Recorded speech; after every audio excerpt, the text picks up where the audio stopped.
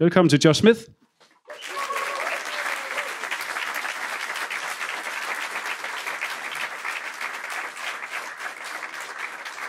All right.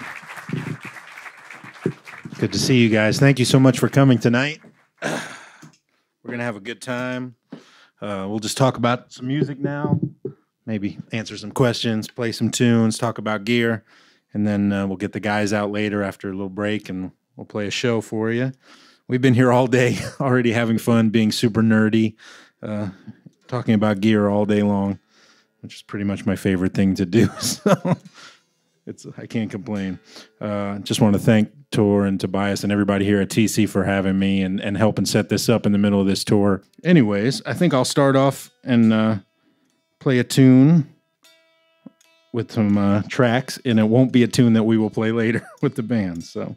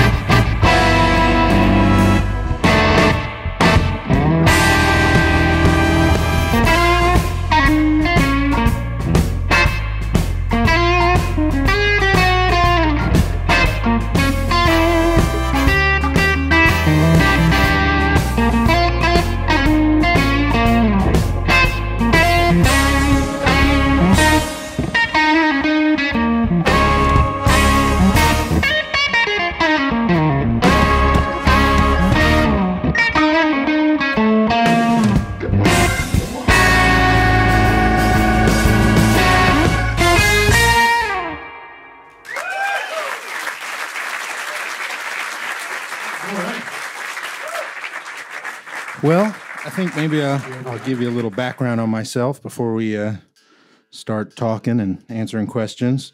I live in Los Angeles, California. I'm 39 years old. I've been playing guitar since I was 6 years old, so that's a long time now, 33 years, I guess. I've lived in Los Angeles now for, 16 years. So I moved there when I was 22 years old, and I purposely moved to LA kind of at the time to stop doing my own music. I kind of needed a break. I'd been playing blues and jazz and rock and roll, but my own stuff from age 12 with adults until 22. And I toured around the United States doing that, putting out records basically as a little kid, and kind of got frustrated and tired of doing that and needed a break. And I thought, well, maybe I'm good enough guitar player just to make a living playing guitar, but not necessarily doing my own thing. So packed up my wife, and I had just gotten married, and we moved to California. And I didn't know what I was going to do, and it turned out okay. I ended up working for quite a while, mostly doing sessions and sideman stuff, touring with certain artists and doing some cool stuff, some fun music and good gigs. And that was about the next 8 to 9 years of my life in LA, was doing that, not barely ever playing any solo gigs or doing my own music anymore. And somehow in the last 7 years, it's kind of twisted back around again, where now I'm doing this more of the time. And every year, in fact, it's more and more of this and less of other people's music and the sessions. And it's really nice. It's good for this. It's not so much good for this, but that's okay. It makes me feel good. And every year I go to new places, and I'm building it up slowly but surely, and seeing some success is all I need. A little bit of success keeps me going. So that's kind of my story in a nutshell. And we can talk about anything you want, music, gear, theory, being a professional musician, being a session guy, whatever. Although I probably can't see you now if you raise your hands to ask questions. I could a second ago. That's kind of the best way for me to run this is to ask questions. So if anybody has any specific questions they want to know about, now's the time. Otherwise, I'll just ramble on about a certain subject. So if anybody has a question, now I can see you a little bit. There we go. Anybody? What inspires a 6-year-old kid to pick up a guitar? Okay. I actually got the guitar when I was 3 years old from my parents. I got it on the day that my sister was born. So I'm 3 years older than my sister. And our birthdays are just a couple days apart. So I guess the story is that my mom had to go into the hospital pretty much on my birthday. And she ended up, whatever. It wasn't like a dangerous pregnancy, but she had to go in early for some reason. And so I guess they skipped my birthday and felt, with reason. I mean, I was 3 years old. I didn't know any difference. So I just remember the day my sister was born, my dad came home from the hospital. I was home with my grandmother, and he gave me this guitar. Actually gave me a guitar and a tennis racket. I don't know. He likes sports and music. So the tennis racket went straight in the closet. And the guitar I banged around for a couple years. And when I was 6, I asked my parents, could I take some lessons? And they the first thing they did was, look in the yellow pages and find me a music store to go to near the house. And at that time, there were all these music stores in America. I don't know what it was like here, but where you had the same weekly fee, and you bought the same book, and they had like this whole thing. They tried to get you to this course. And so after one lesson, they wanted me to buy 10 books, and they told my dad my guitar wasn't good enough, and I had to buy this other, more expensive guitar. And my dad said, forget this place. And he asked some friends, and the very next week he found this kid who had just graduated from University of Miami, which is a really high-quality jazz school in Florida.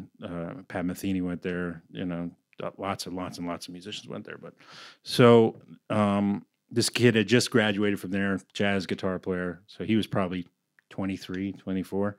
And I started going to lessons for him for about a year. And that's really where it kind of started for me. But, Yeah, I think I just was naturally drawn to it right away. Like there's pictures of me at 3 years old with that guitar, the first one. I would just carry it around the house, and you know, none of my parents play. Actually, almost nobody in my family plays an instrument, but they just love music. My father had an enormous, he still does, have an enormous vinyl record collection. And in my house, it was always baseball on TV, but we weren't listening. Music was on in the house. So it was baseball with no sound. And then my dad was only listening to blues, rock and roll, and jazz. And my mom was only listening to Motown and Stax, soul and R&B music. So I was lucky to hear really, really good music from the day I was born, basically, and just instilled the love of music right away. So that's how it started. You're welcome. Any other questions? I mean, I don't want to play too much because you're going to get a whole I don't want to overdo it. You're going to get a lot of playing later. So, any music questions? Yes. Can you tell us a little bit about your tone? Is it a wet, dry rig, and where do you get it? Okay. Yeah, I'm happy to talk about this subject. It is not a wet, dry rig, although only one of the amps has reverb built into it. That's Tor's amp, actually, the Tone King, and the Vox, I think, lives here. It's a vintage one. So normally my preferred rig is, I have Morgan amplifiers, and one is like a super reverb, and one is like a Vox AC30. And that's kind of my favorite combination, is a blackface Fender style amp and an AC30 together. But they're always on, both. And it's not stereo. It's more like dual mono. I like the blend of the two amps, the way they break up differently. I like that reverb's on one and the other one is dry. But I mean, when I turn on the delay, it goes to both, you know. So my philosophy for tone is probably different than a lot of other people's. And I've also had to reimagine kind of the way I think about tone, and that had to do with moving to LA and trying to do sessions. So before I moved to LA, only tone I cared about was my tone. I thought I had good tone, but it was my personal tone. I didn't really know a whole lot about gear. I didn't know a whole lot about how to get somebody else's tone or what other people were using. I just knew what I liked. So when I got to LA, all of a sudden I had to do all these different jobs that involved getting tones that I didn't know how to get yet. So if somebody told me I had to get the edge delay, I didn't know I needed a 2290, you know what I mean? And an SDE. So it was like, I didn't understand that that meant a dotted eighth note and a quarter note together, you know? So it took, or if somebody told me they needed the, you know, Tom Petty sound, I didn't know I needed an AC30. I'd never played through a Vox amp in my life at that point. Now I can't play without one. I love them, you know? But so that was a whole part of kind of educating myself on tone. And just with the same with learning guitar and music and all that, when I get into something, I get obsessed. So then I want to learn everything about every piece of gear and why does it sound like this, and figure out, does it work for me? Doesn't it work for me? What does it do? Because to me, every piece of gear has something it does best. And I'm always trying to find that little thing that this one piece does best so that I can find a way to use it, you know? Now, maybe there's nothing in it for me, but I could still find something that it does good, you know? It may just not work for me. So anyways, to button up that story, I found my sound through kind of learning about the history of tone and realizing what I really like. And what I really like is dynamics. And that partially comes from being a blues guy at heart.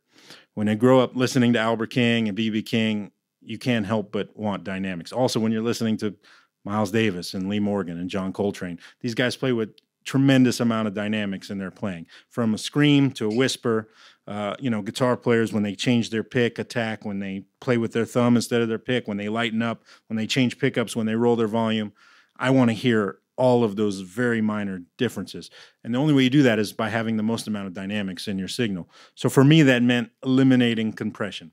And quickly that became a major part of my sound was, can I get rid of compression in every stage of the chain? So it started to become like, okay, what pickups am I using? Oh, I don't like Alnico 2 because they compress too much. I started realizing, okay, I like Alnico 3 and Alnico 5. They're clearer, you know, and what cables do I like? Oh, these monster cables are pushing way too much signal, you know, and they're hyped. I like this Mogami cable because it's real flat and neutral, you know. And what pedals do I like? Oh, I don't like Tube Screamer anymore because it's really compressed, you know. At first, I thought it was the greatest pedal ever. But then I started realizing there were other ways to get the sounds I was trying to hear. So literally everything is made for maximum amount of dynamics. So to get that sound, you kind of need certain things. You need headroom. So I like amps without master volumes that are loud, you know, and just break up a little bit when you push them so that they get bigger when you hit them with a pedal. My main pedal, the Chula, has no knob.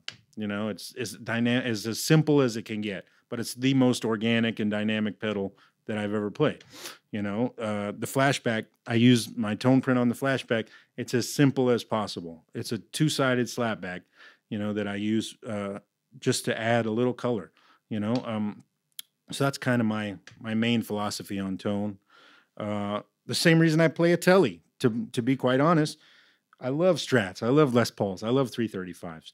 But a Tele is the most explosive guitar and dynamic. Like it's not comfortable. It's hard, and you know it has 3 saddles for 6 strings. It doesn't intonate perfectly like a Stratocaster does, but that contributes to it being so dynamic and explosive.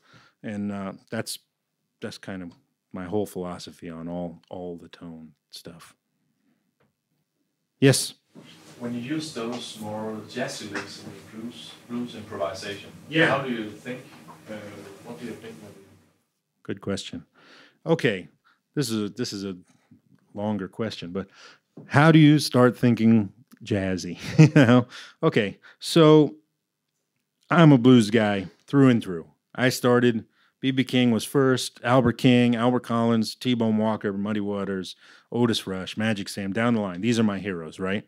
And still, I was obsessed with music and with learning. I still am. So I'm always wanting to learn new stuff. And as a kid, I was fortunate enough to run into many adult players who would give me little tips along the way and things to work on. And the way it started for me was when I realized by someone telling me this, that the difference between a jazz guy and a rock guy or a blues guy is a jazz guy connects the chords. Now, you've all heard the phrase playing over the changes, right? Now, playing over the changes means you're playing things that fit over each chord, which means chord tones. So if you play a G13 chord, you're going to play the notes from that G13 chord while you're soloing to highlight that chord. That means chord tones. So yes, that's playing over changes.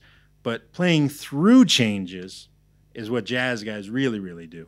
That means not only do they know all of the a million things you can play over every chord, which there's tons and tons of stuff you could play over every chord, then there's also all the things you do to connect this chord to the next chord and make it a seamless transition between chords. Because if you listen to, let's say, a rock guy like Satriani or Eric Johnson or Steve Vai or any rock guy, normally, unless the song is a very diatonic song that stays blues the whole way, so let's say it's like a rock changes, you know what I mean? Something like that. You could just play G blues over that whole thing. But if it's got some more changes into it, a lot of rock guys will sound like they're changing keys when another chord comes up, right? So if it goes E,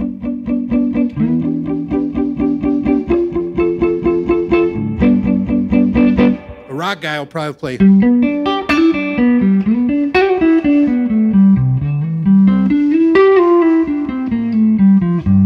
something like that, right?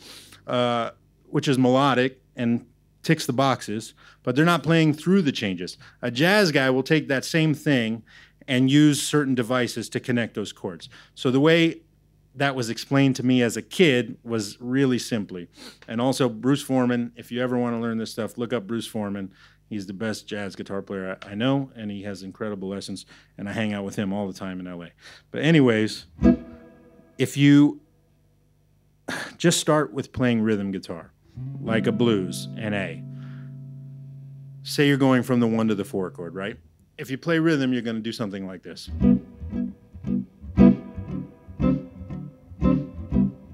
And here comes the 4 chord, right? Now, a lot of times you'll play that little half step move, right? just to lead you to the 4 chord. You don't even know you're doing it. You just do those types of things when you're playing rhythm guitar. Well, Bruce and other guys told me, well, why don't you do that in your solo? And I said, I don't understand what you mean. And he said, that's how you connect chords together. Well, it's one way that you can connect chords together. You already did it in your rhythm playing, so obviously it works. So play it in your solo. And I said, show me. So he did something like, and here comes a 4. Right? And I was like, oh, okay, do it again. And he played it backwards. And I realized it's just this. Right?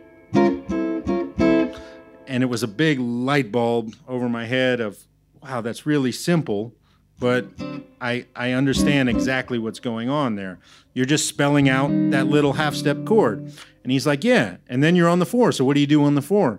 I said, you keep playing blues. And he's like, yeah, of course. And what comes next?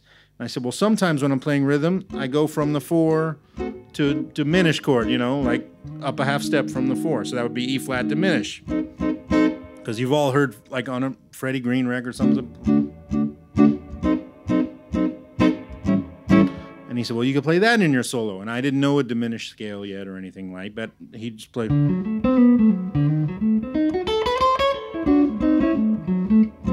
Right? And it was like us just spelling out this. And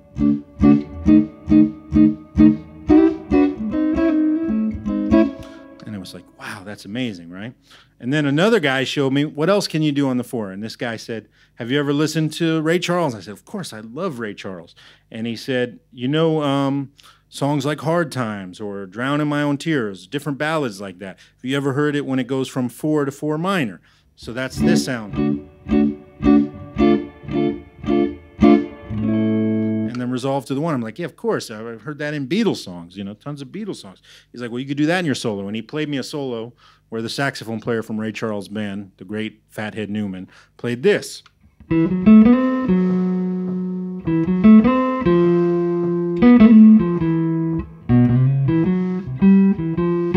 it was like, oh my God, he's just going. And I was like, that's so simple. Like, you're just spelling out those chords you play when you play rhythm guitar. And he's like, yeah, that's exactly it. What's next? And I said, well, normally the 5. And he goes, well, how about you replace that with a 2-5-1 turnaround? I said, I don't know what that means. You know? And he said, it's when you take away the 5 and you play the minor 2, then to the 5, in this case, a 13th chord, and then back to the 1. And I was like, okay, I think I understand. And he probably played some sort of arpeggio of B minor. So B to E. Something as simple as that, but it's... And it was like, wow. So you're just playing blues the whole time, but when the next chord's coming up, you're doing something to connect them. And he said, yeah, bingo, exactly. And he said, write this out on a piece of paper. Just write out 12 bars and write all those little in-between chords in. And then sit there and look at the piece of paper and solo. So that's what I did for the next 10 years. And, you know, I just would look at this piece of paper, and you know, eventually I'd move on from blues. I'd write random chord changes, and I'd try to figure out a way to connect them together so that you do things like this. Next thing I knew, I'd be trying to play these blues and hear those chords happen. So I'd be playing stuff like...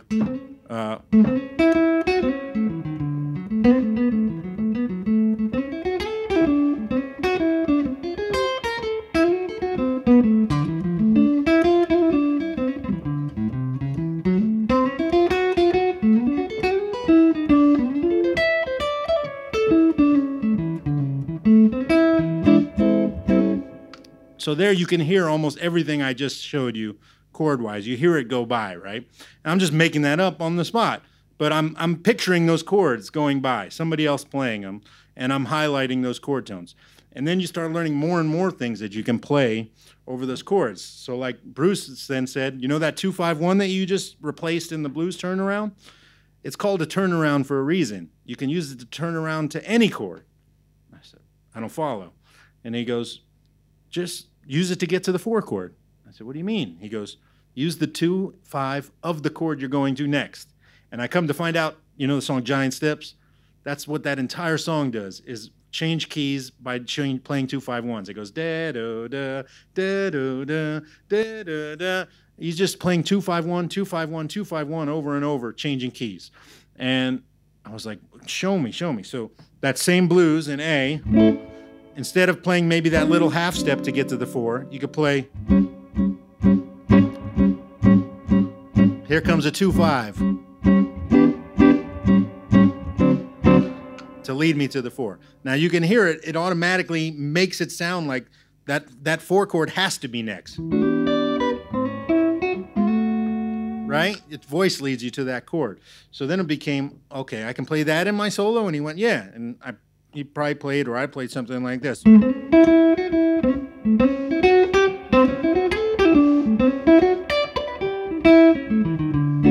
Right? And that was me playing E minor to A to D. And I realized, wait, can you do this to any chord? And he said, any chord. And it was like, wait a minute, I can turn myself around into anything. He said, absolutely. Because, I mean, it's the same thing a bass player does. When you hear a bass player go, well, he's playing 1-5. He's playing turnarounds constantly. You know what I mean? Like, doon, da, da, doon, doon. It's just a turnaround. So it's just one of the few tools that you can use to connect those chords. You use turnarounds, you use chromaticism, you use diminished or augmented chords, because diminished and augmented chords are altered chords. So they literally exist only to create tension. When you hear that chord, you have to hear this chord next. You know what I mean? It's like you have to hear that. So those phrases built around those chords automatically make your ear go towards whatever chord is next. So when I'm soloing, to answer this long question, I'm thinking, what chord is next? That's all I care about, because I've built up a lifetime of muscle memory and scales and ideas that I know, okay, this is an A7, I can play blah, blah, blah, blah, blah, blah, all these things over this A7. But what chord is next? Oh, crap, it's an F major 7. How do I make A go to F major 7? That's what I'm thinking always. Not what, when the chords are happening, I'm autopilot. It's only what's next. And that's the way you start thinking about those type of things. At least for me, that's how it worked. Because you realize it's not actually rocket science. Like, you can listen, you know, when you listen to guys like John Scofield or John Coltrane or Wes Montgomery, it can sound so intimidating, you know, because it's brilliant playing. But the actual theory behind it is just what I just told you. It's not rocket science. It's, what are the chords? How do you spell them out? Which is the first thing you got to learn. You've got to learn your circle of fifths and just know your intervals, so you know what notes are in each chord you play. And then what's chords is next, and how do you connect them together? That's the key. Hopefully that helps a little bit. Yeah.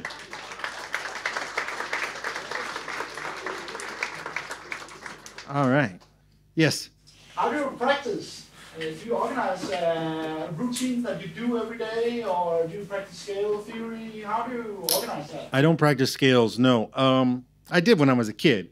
I just make sure I play every day now. That's the most important thing, to play every day, which is never a problem. I'm always finding time to play. For me, I'm driven now by wanting to learn very specific things.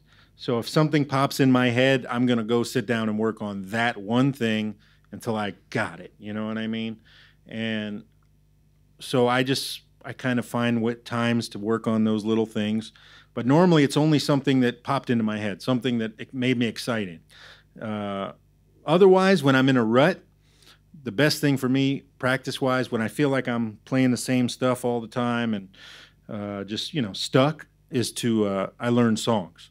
That helps me get out of a rut. Like, I'll sit down and just be like, you know what? You should learn 5 Earth, Wind, and Fire songs today, you know? And I will. Or, you know, learn 2 more Beatles songs, because I can never know all of them, you know? Or learn whatever. And that, I find that helps me get inspired, because it's like I can find one little thing from this song. First, just the joy of learning a song, you know, that you probably love already. And then, you know, there's always going to be one little thing. It'll be a chord relationship. Why did they go from this chord to this chord? And you'll go, wow, that's genius, you know? And, you know, it'll get me inspired. The other thing is, the other half of practice, besides inspiration and learning new things, is the muscle memory and the reflexes and the strength and all that. That's, for me, is paramount to play every day, because I use really, really heavy strings. And if I take off even a few days, my fingers hurt when I come back to the guitar. So it almost forces me to play every day for a period of time to keep up my calluses, you know what I mean? And so that drives some of my practice. But no, I don't ever have a set routine. Something will just get me excited. And for me, I'll try to learn it as fast as I can and take it on stage as fast as I can. That is also key to me, to getting something to be part of your vocabulary.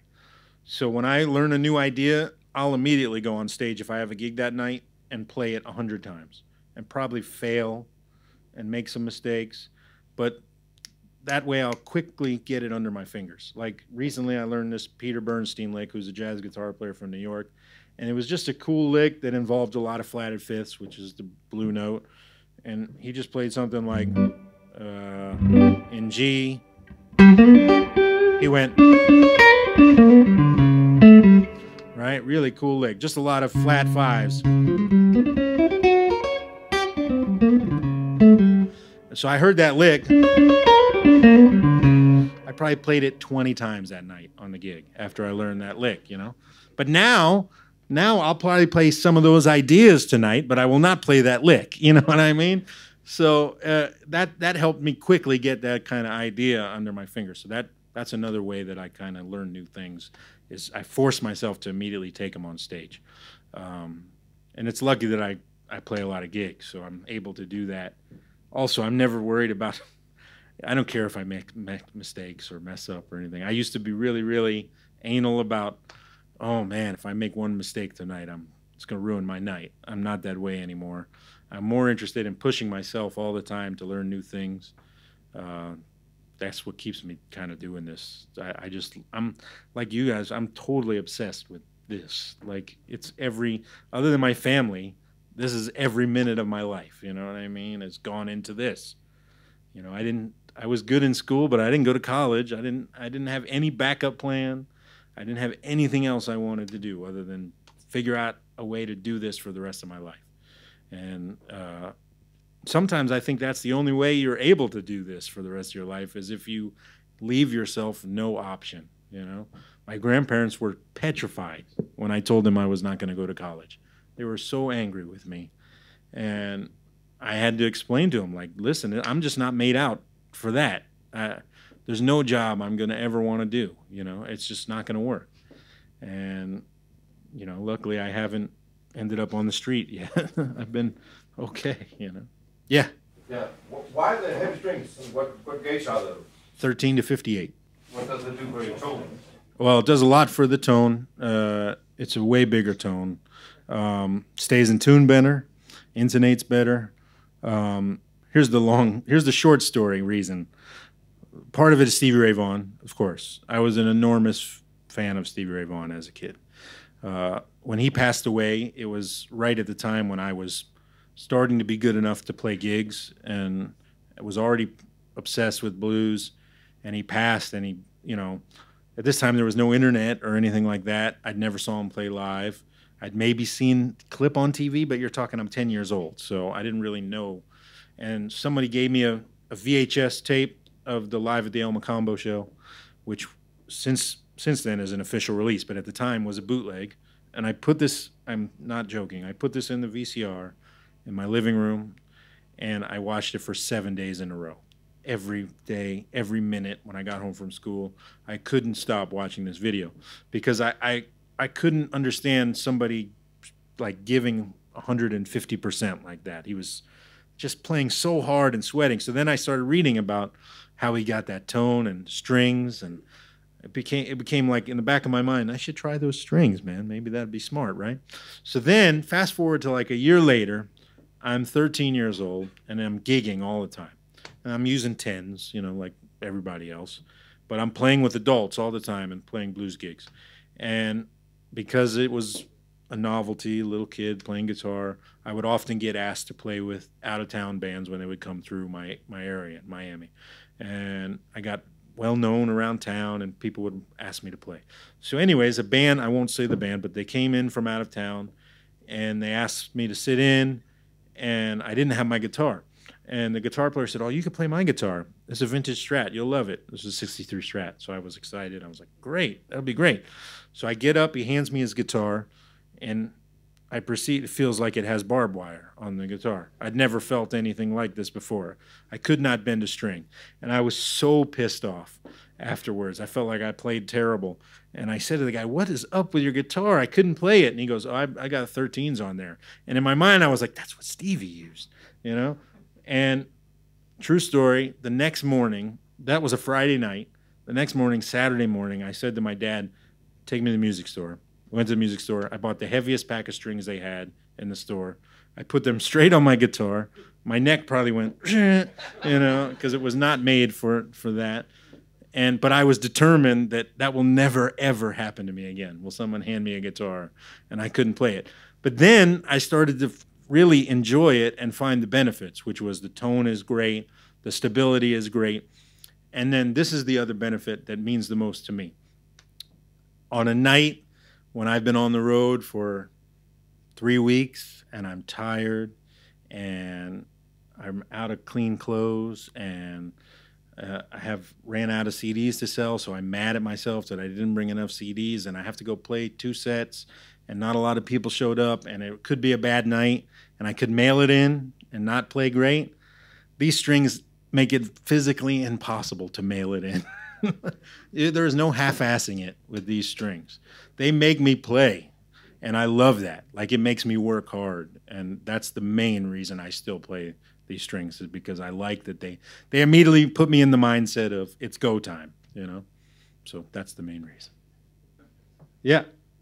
When you play rhythm guitar, is your thought process very different from your lead guitar playing? Do you, like with inversions or playing over a vamp or something? Yes. Okay, rhythm guitar is the most important thing you can learn to play on guitar. Even, you're going to see me tonight, right? I'm going to solo all night long. I will still play rhythm guitar more than I play a solo over the course of this night, you know, because that's the way music works. And especially if you want to make a living, you have to be able to play rhythm guitar. Now, I was lucky as a kid to have some musicians in Florida who were very tough on me, but also knew what they were doing. They knew that I had talent, and they wanted to see me become better, so they would be mean. They would ruthlessly tell me, "Man, your time is sucking. Get it together, you know, or you're playing those chanks wrong, you know, it doesn't sound like Motown, or you're not in the pocket, you're not funky, this is not swinging," you know, all these types of things that people say, these adjectives that are part of becoming a good musician.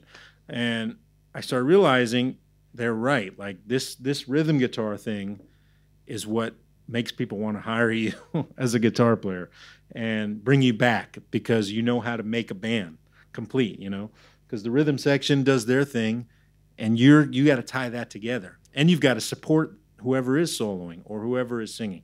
So when I'm playing rhythm guitar, my number one focus is, first off, what's going on? Is somebody singing or is somebody else soloing? How can I be supportive of them? Number two is, how do I lock in and create something that feels good, swings, because swing is the element that makes things feel good, and then locks in, doesn't get overly crazy, doesn't change too much, but changes enough, but locks in and gives you something. So the way that I started working on that was I became obsessed with great rhythm guitar players. So you're talking about the greatest rhythm guitar players in the world are soul, R&B, and funk rhythm guitar players. So you're talking about Cornell Dupree and Steve Cropper and David T. Walker and Jimmy Nolan, who played with James Brown, guys like this who could create a groove all by themselves. And I started realizing that, you know, they would play this real simple stuff, but nothing felt like that. So I wanted to get to that point where I could play rhythm. You know, Steve Cropper would play stuff with Sam and Dave, where if the band went away, you almost couldn't even tell. Like on a song like Soothe Me, he'd play, "Soothe me, baby, soothe me."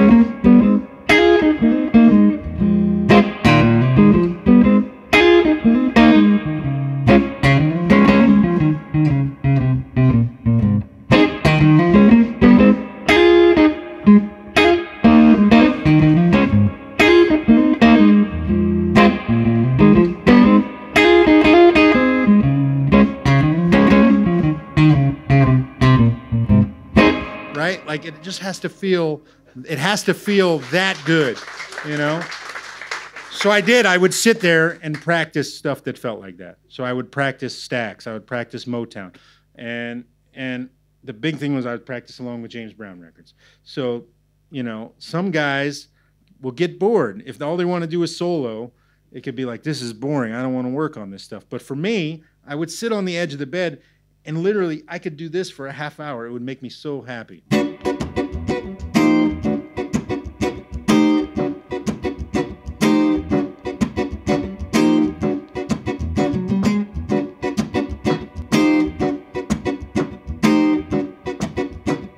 Right? And you would start to find your pocket. And that's what makes things feel good, is the pocket. And so I started studying these guys. And then I would notice these similarities between the guys that I liked the best. So Steve Cropper would play, you know, a lot of that stuff was rhythm and lead almost at the same time. He would play.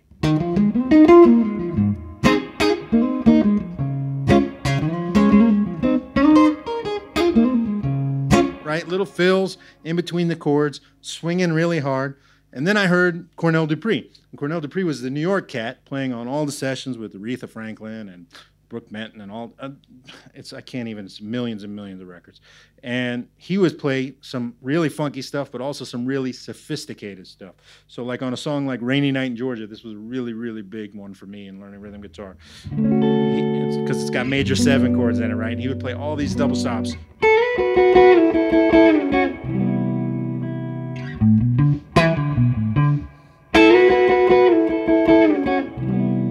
So here comes the verse. And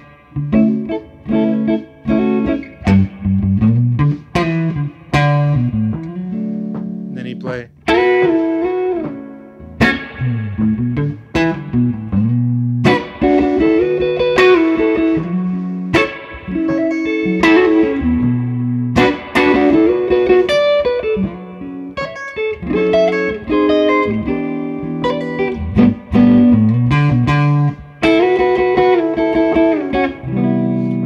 Like so sophisticated, but so in the pocket. And then as I start learning more and more guitar, it was like I was tracing a line in these guys. Then I find Larry Carlton, right? And Larry Carlton plays rhythm guitar. Obviously, he's an incredible soloist, one of the best ever in the history of music. But he's also one of the best rhythm guitar players ever. There's a reason that he kept getting called back to play on every record, is because he played great rhythm guitar. So I remember trying to dive into what did he play on. And I got to this Joni Mitchell record, Court and Spark, which is an incredible record.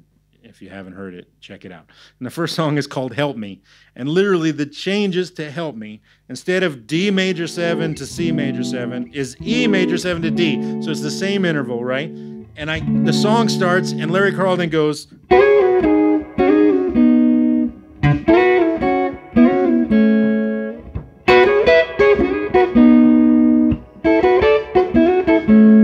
I was like, oh my God, that's Rainy Night in Georgia. He just took it up a notch, right? And he starts playing this.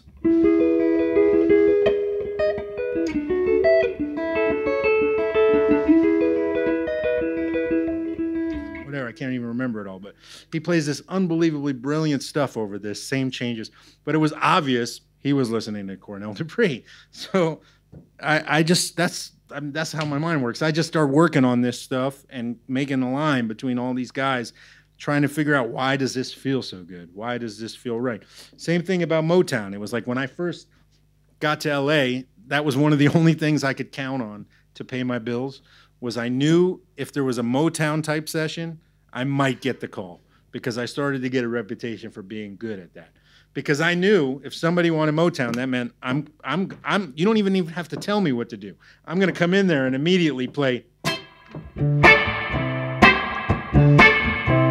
Right? And then on another track, I'll play.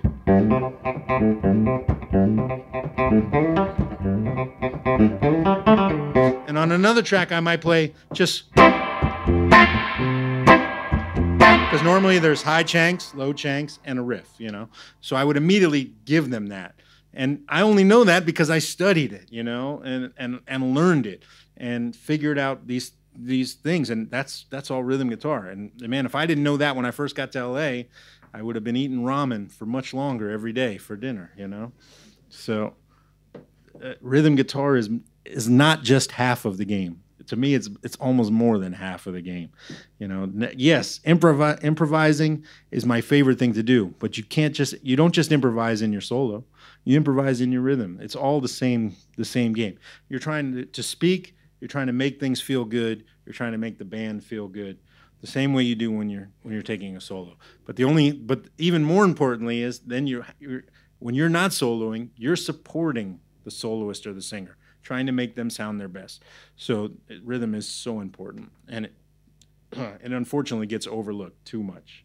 It needs to take more time on it. Yeah. So dive in, you know. There's a lot of rhythm guitar, great rhythm guitar, but definitely funk and soul and R&B is my favorite type of rhythm guitar. But I mean, even listen to Keith Richards play on Stones records. He's a brilliant rhythm guitar player, and he swings really hard, and that's because he's a blues guy. Listen to Eddie Van Halen. You know, people don't talk enough about Eddie Van Halen's rhythm guitar, but he swings like crazy. Like, listen to the isolated guitar just of Eddie on any Van Halen song, and it won't be bam, bam, it'll be bam, ba-da-bam, ba-da-bam, ba-da. Like I was listening to the isolated guitar on Beautiful Girls, and when it gets to this part, it's so swinging.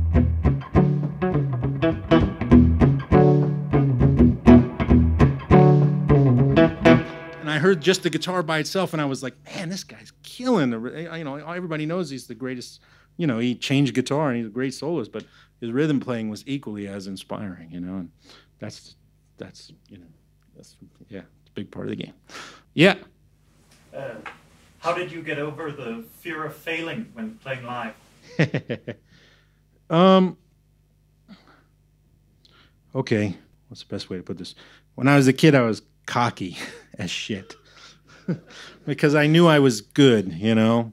I hate saying this out loud, but I got good pretty quick as a young kid, and I was playing with all the best guys in Miami and Fort Lauderdale with adults who were good musicians. So I felt like I belonged, you know. And I was on a gig at this weird, like I said, I started getting invited to these cool things around Miami. I started to get a name and get well known. And I got invited to this thing for the Grammy Foundation. It was a lot of like famous local musicians who live in Miami, but a lot of them were very famous jazz guys and R&B guys. And somehow they asked me to come play a song. So I played a blues, and then they asked me to stay up, right? So I'm standing there. I'm 14 years old. I just played a blues. The crowd went crazy, you know, little kid blowing, you know, I loved that. I was full of myself. And then Arturo Sandoval comes on the stage. Now, Arturo Sandoval is one of the best jazz trumpet players ever. At the time, he had recently immigrated from Cuba to America. He had studied with Dizzy Gillespie. He's a brilliant Cuban jazz musician. And he gets up on stage, and the bass player says, "No, stay for this one." And I'm like, okay. And they started playing A Night in Tunisia, which is a Dizzy Gillespie song. I'd never even heard the song in my life. And I have no idea what to do. Now, luckily, I look over at the keyboard player, and he has a chart. So I'm like trying to look at this chart from far away, and Arturo Sandoval takes this solo that, you know, is brilliant, and he turns to me, this kid, and says, "Go!" Knocked me down real quick. Knocked me down to size.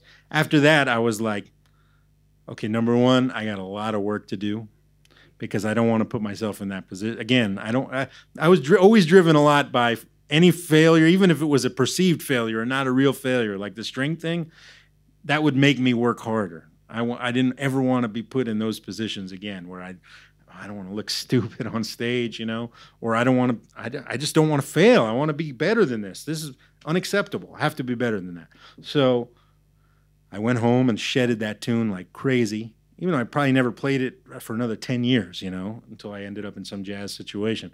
But it motivated me to kind of do that. But then along the way, an interesting thing happened. As I said, I was on the road all the time, and I started realizing that I was getting some comments from fans, from people. A lot of them would say things like, and it makes you cringe as a blues guitar player, that was almost perfect, man. It's like you're a machine, you know? And you don't want to hear that when you're a blues guy and you're trying to play from here, you know? And it was like an overnight switch of, okay, because I used to feel that way on the gig. Not that I was trying to be a machine, but that if I made a mistake, it would ruin my whole night. One mistake. And by one mistake, I mean if I played, oh, and that note fretted out, you know what I mean? To me, that was like, fuck, you know? That was not acceptable. And just overnight, it flipped to like letting that go and realizing that you just rely on everything you've learned and all the hard work that you've put in. But then once you get on stage, the only way that the people are really going to enjoy themselves and believe what you're doing is if you're completely free and in the zone and not thinking about being perfect, not thinking about what, you know, cool lick can I play right here to impress the 50 guitar players that are in the room, because that's the way it is every night. You know, when you think about those things, you're destined to fail.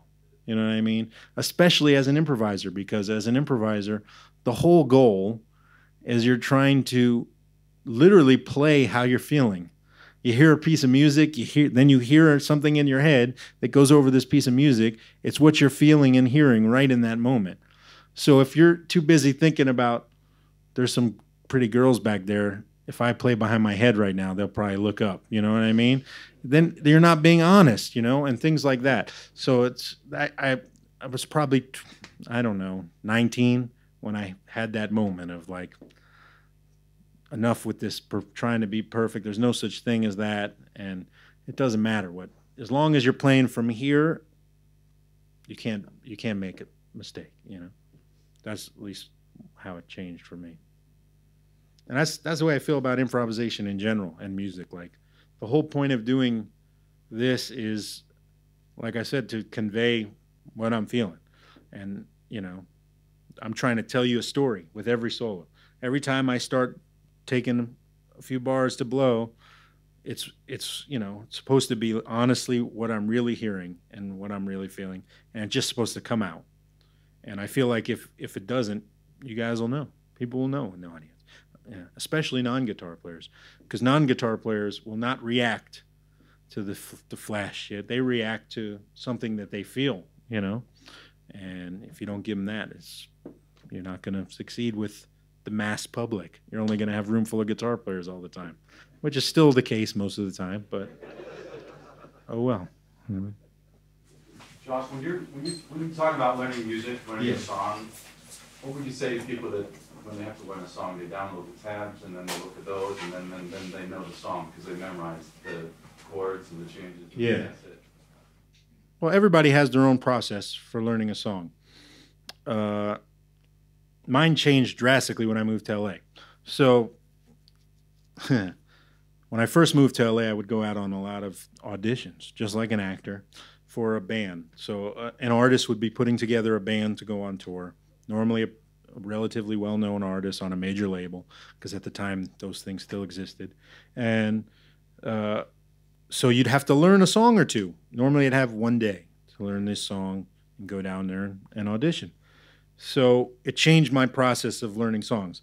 Because, yeah, normally I would, you know, take my time and all that.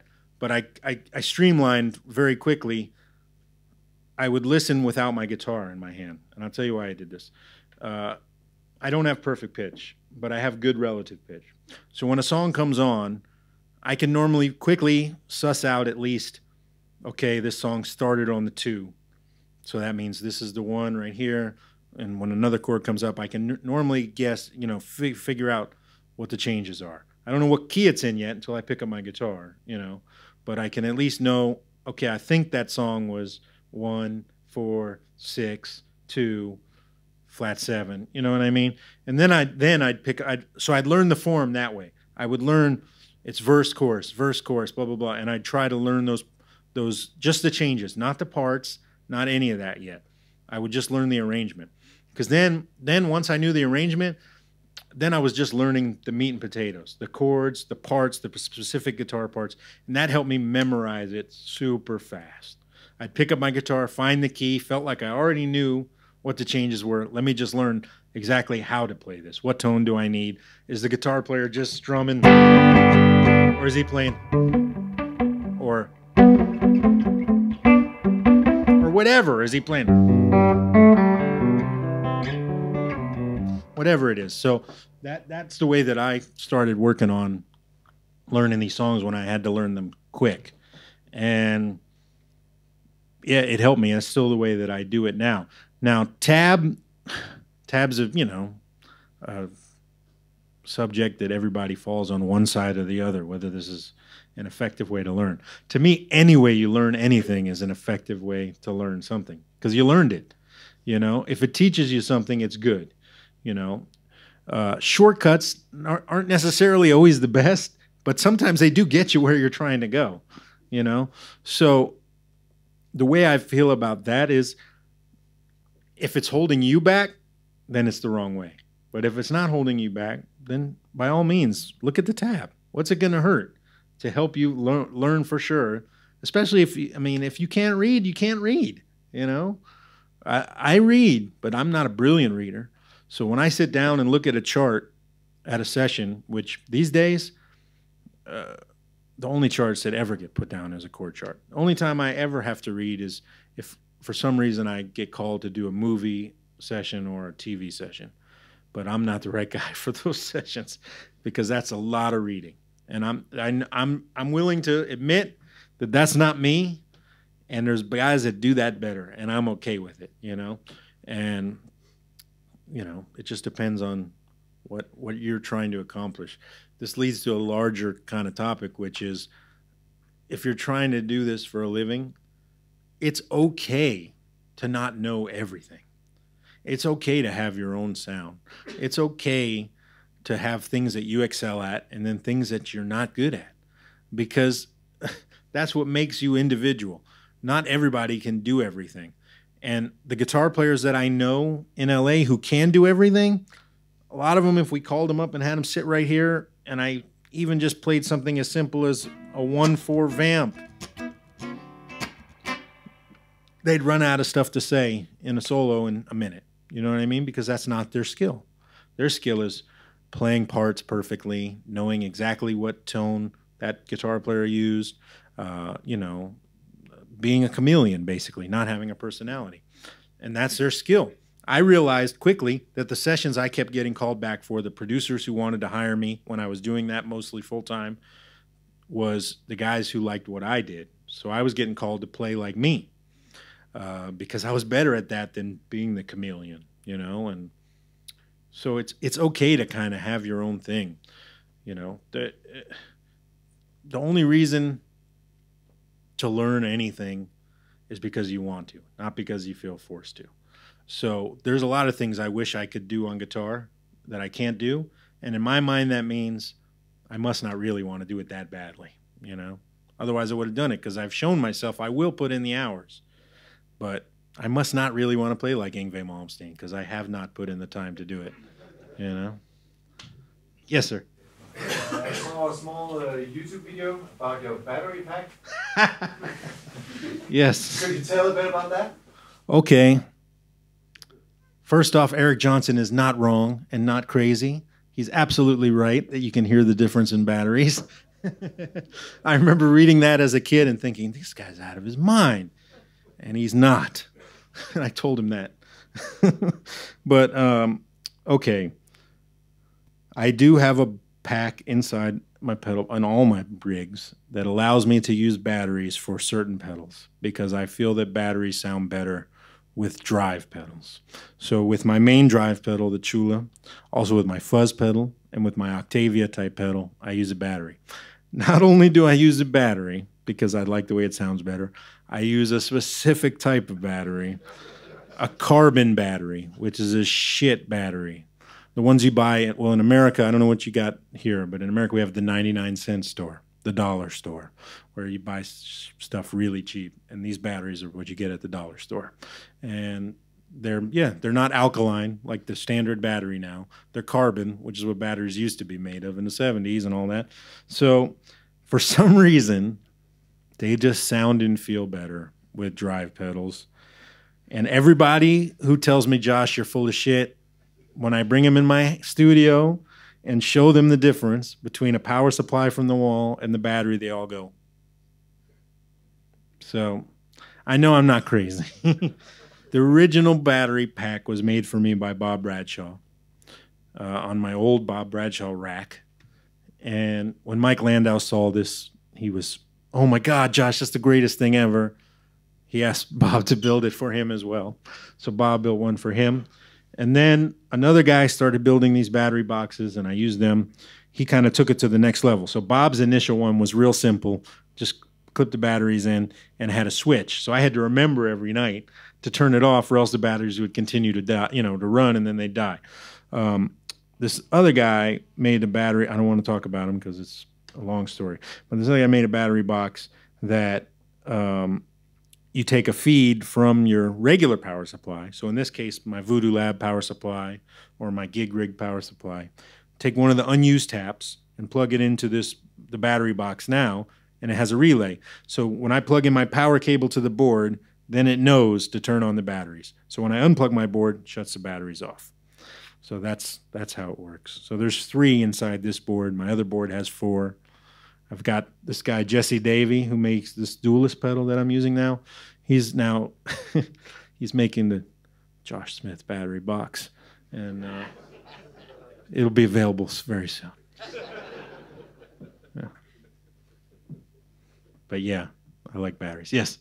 The Gig Rig, effect loop things, is that for you the best choice, or what does it do to your tone, and what is like? I like the fact that you could gain, the input stage and also the outputs. I like that too, but I don't use any of it. No, I keep it completely flat, and I turn the buffer off. So I have no buffers, no changing in gain, input or output. I use it mostly for control.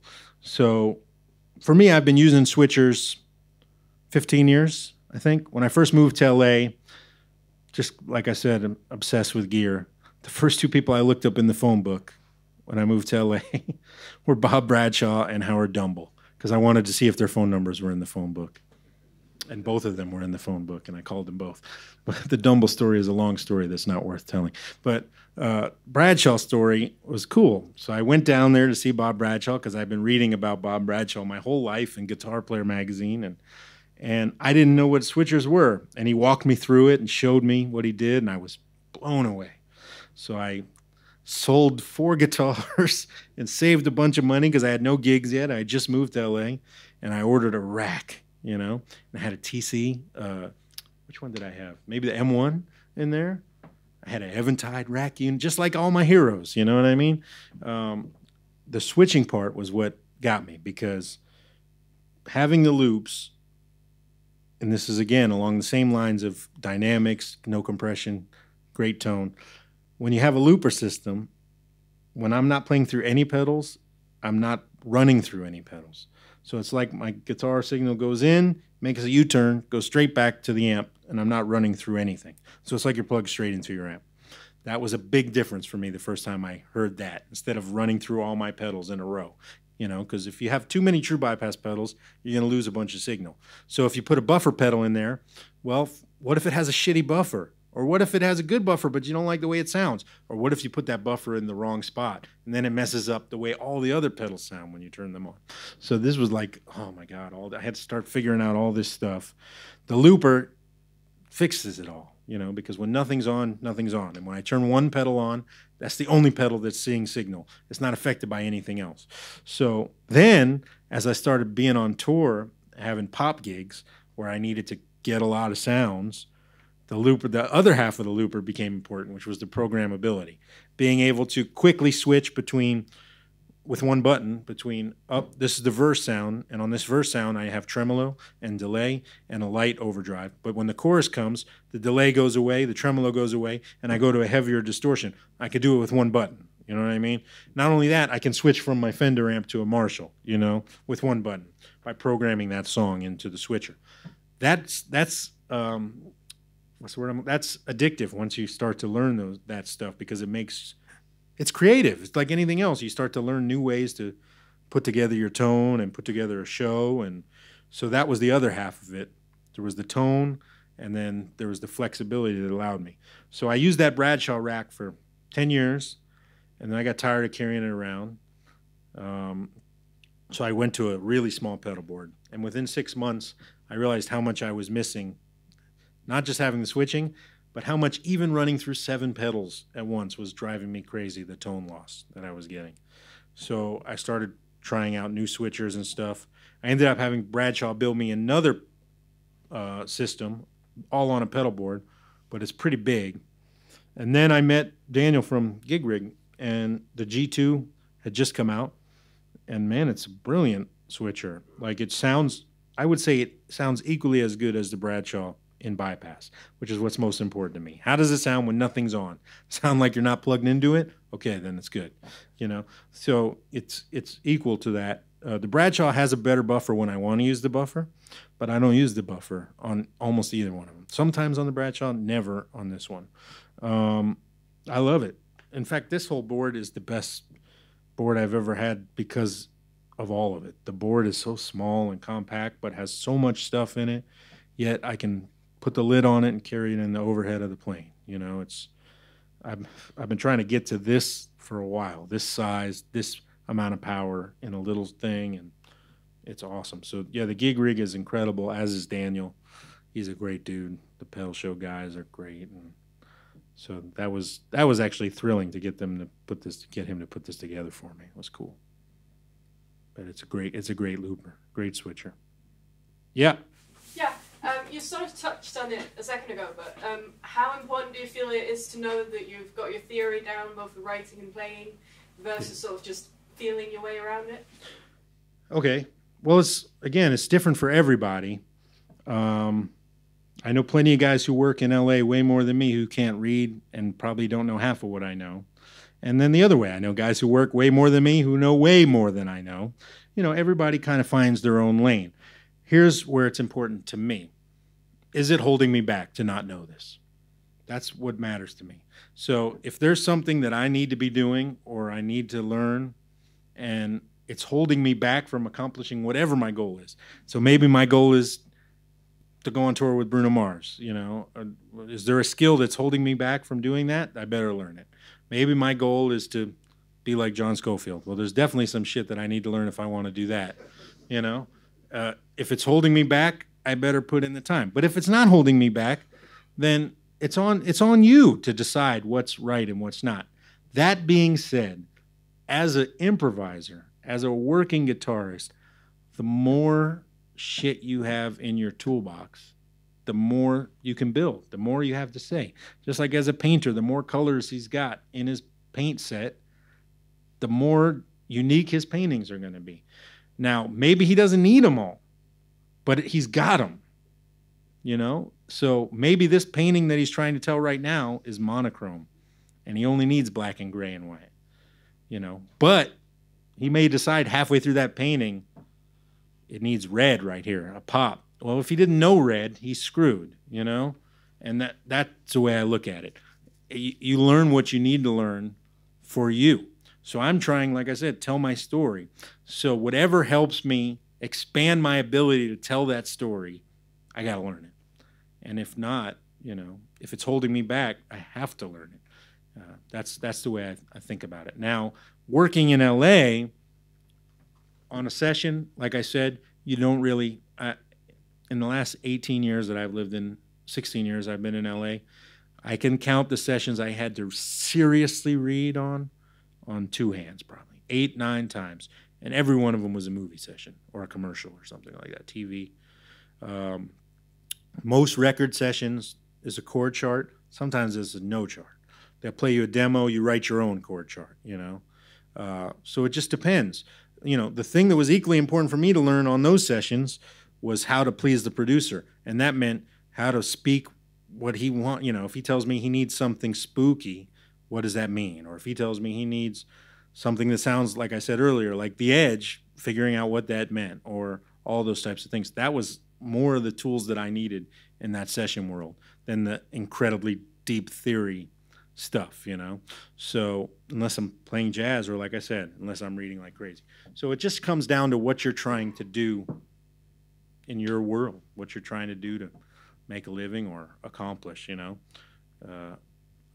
I tend to try to be happy with where I'm at, but every now and then something will come up and it'll be like, nope, back in the shed and get this, you know? So that's my philosophy on that. What made you go for LA and not Nashville or Austin or New York? Good question. Where I'm from in Miami is the South, right? But it's not like the South. Even though it's the most South you can get in America, the South is above Miami, basically. And if you read the news now, you know what I'm talking about in a lot of those places. So Nashville was off my list for those reasons. I grew up in a very liberal household. We adopted my brother, who's African American. I got a million, you know, friends of all persuasions and religions. I'm Jewish personally. Racism drives me fucking crazy. And when I'd been in Nashville working over the years, I still saw a lot of it. So immediately it was off my list. Now, I like visiting there. I like working there. There's great musicians there, but I'll never live in the South again. So that's the only reason Nashville was off my list, because it's a beautiful place. And I do sometimes think I could have worked even more in Nashville. I play a telly. I'm pretty good at country type shit. You know, I might have had a more successful sideman career if I had gone to Nashville. The other reason I moved to LA was the weather is the best in the whole world. And then there's more diverse work. In LA, you've got, like I said, one day I could be doing a record session for some giant pop star. The next day I could be playing a commercial for Colgate toothpaste, you know, but the music could be jazz, you know, or could be hard rock or country or pop or soul. In Nashville at that time, 18 years ago, it was just country, you know what I mean? And I didn't want to do only country. I wanted to, if I was going to give up doing my own thing, I wanted to go somewhere that was going to push me to learn a bunch of new stuff. And to me, LA was the place for that. I didn't think I'd like it at first. I'd played there many times on the road as a child when I was traveling the States, and thought it was, you know, all the things you hear, too much smog and everybody's, you know, really rude and, you know, blah, blah, blah. It's not like that at all. Everybody's really nice and the weather's great and it's a great place to live except for the traffic. So that's why. Austin I like, but it's just way too hot. Way, way, way too. The humidity is just off the charts. And I was, again, never going back to humidity. Yeah. Could you give us a small taste of that you call country shit? Country shit? Sure. Well, for me, country came from, because I'm not a big, I like country music, but I like traditional country music, Hank Williams, and I really like jazzy country guys, Jimmy Bryant and Speedy West and Roy Lanham and Hank Garland and, you know, things like that. What changed for me, I played that guitar most of, not that one, but a Strat most of my life, right? At least my childhood. And someone gave me a tape, actually a cassette, not a VHS, but an audio tape, at a gig. I was playing, you know, I was probably 14, and people would often tell me, you need to listen to this, or they'd give me a tape. And so someone gave me a tape, and I got in the car with my parents after the gig, drive home, and I looked at this tape, and it said Roy Lanham on one side, who, if you don't know, you should look him up, Lanham, Roy Lanham. He was a California country jazz guy. He was in a band called Sons of the Pioneers and the Whippoorwills. This is in the 50s and 60s. One of the first, like, kind of sophisticated jazzy country guys. Hung out with Barney Kessel and these guys. So, but that was on one side, and that wasn't the side they got on first when I put in the tape. The other side was Danny Gatton. And I put in this tape, and my mind was immediately just exploding I couldn't believe what I was hearing from this guy. And obviously he was playing a telly, but he was playing like the most incredible stuff I'd ever heard. So when I sat down naturally to try to start to learn anything off this tape, I realized it was physically impossible to do unless I hybrid picked.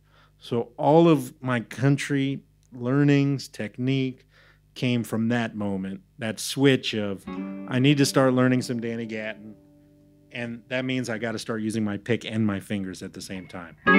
And quickly that became the way I played all guitar. And it all started with this lick that Danny Gatton played. It's a banjo roll.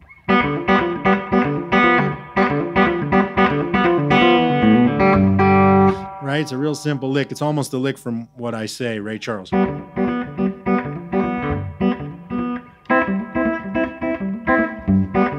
Whatever, but on a banjo it sounds like this.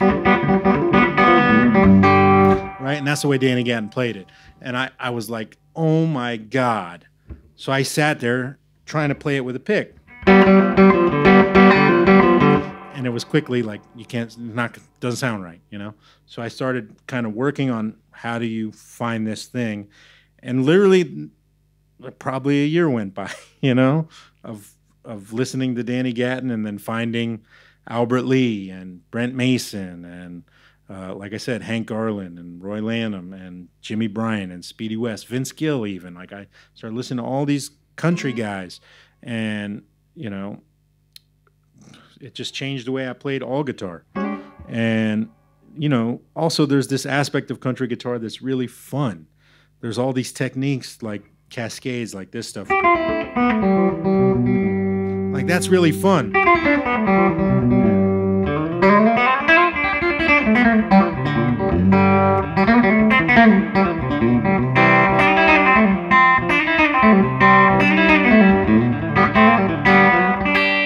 Or these things.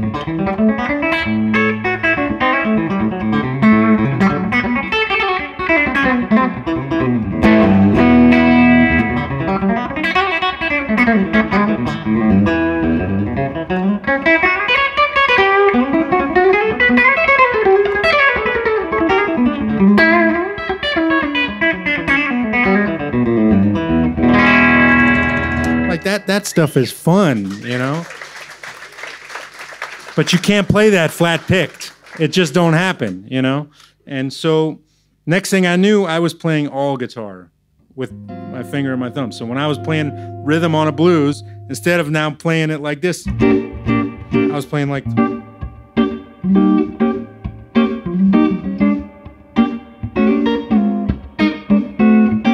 more like a piano player where you play all the notes at one time, stabbing. And I started, you know, finding new ways to play. Danny would play all these licks that had like a pedal note. So he'd play.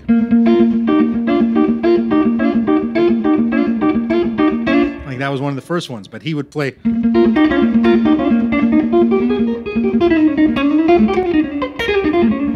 Like, and he can move it.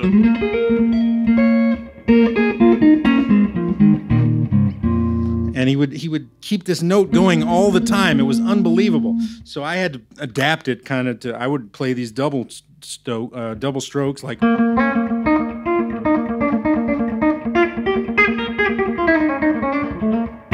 But yeah, it became, even if I'm playing Albert King, next thing I knew I was playing.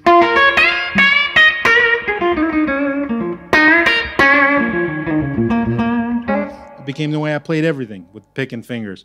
And so for me, the country thing was most important in my development of what I find to be almost my personal voice.